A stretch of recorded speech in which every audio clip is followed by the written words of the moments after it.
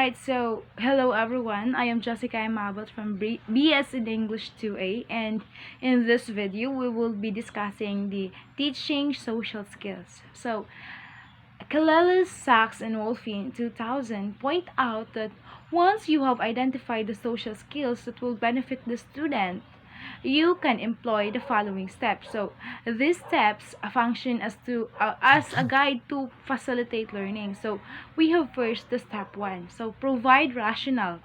Enable the student to understand what the skill is and why useful. So by discussing and demonstrating effective social skills in answering student questions, you could invite an adult who is legally blind or who has poor vision to serve as a role model. So in this step, you will help your student understand why the social skill is important and how it will benefit them and their life. So let's say for example,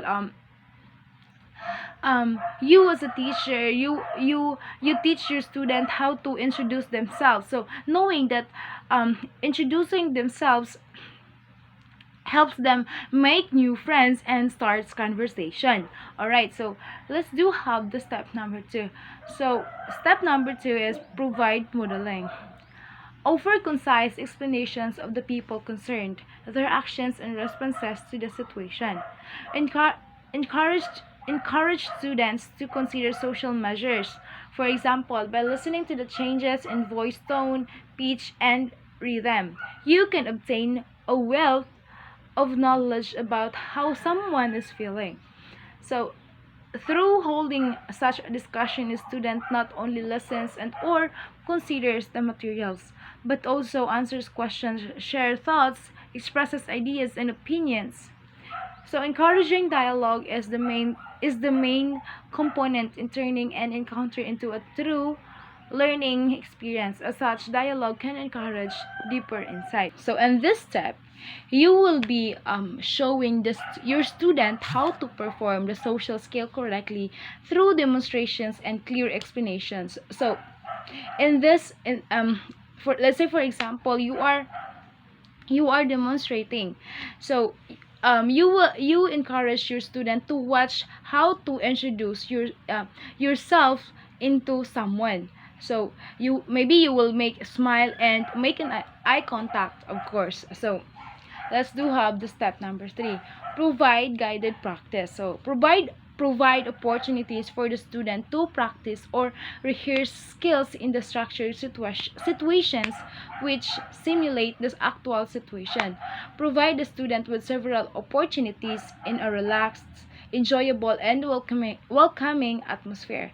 So to exercise the skill in a small, organized groups with peers and of the same age. So you will get positive and constructive feedback by role playing and video practice scenarios. So in this part, you will be giving the students opportunities to practice the social skill in structured and realistic situations. So this can include role playing and video practice scenarios with peers and providing constructive feedback. So let's say for example,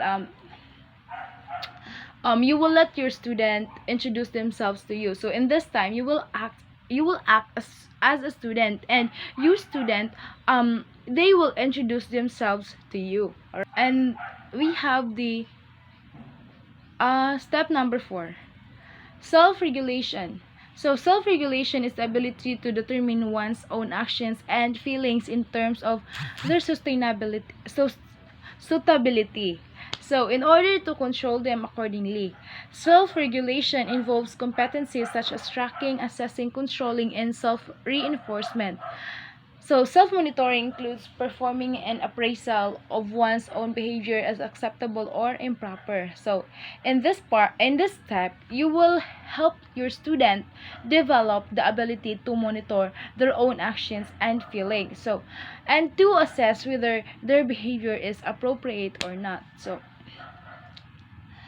all right. So, let's say for example, after you will ask your student nga, after you introduce yourself, think about how it went. So maybe you will ask questions. Did you speak clearly? Did you make an eye contact? So what could you do differently next time? All right, so that's the step number 4. All right, so let's move forward to step number 5. Step number 5, promote generalization. Generalization is a form of critical yardstick by which the effectiveness of the skills and strategies can be informally gauged in terms of how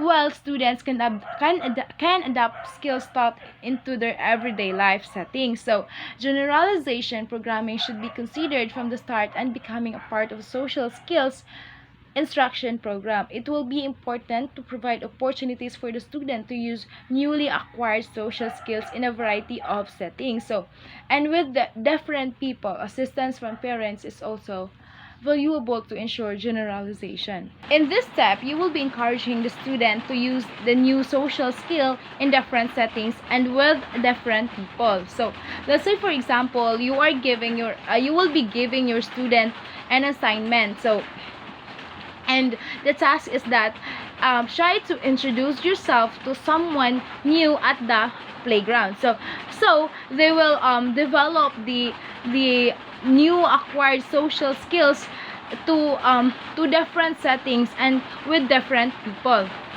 All right.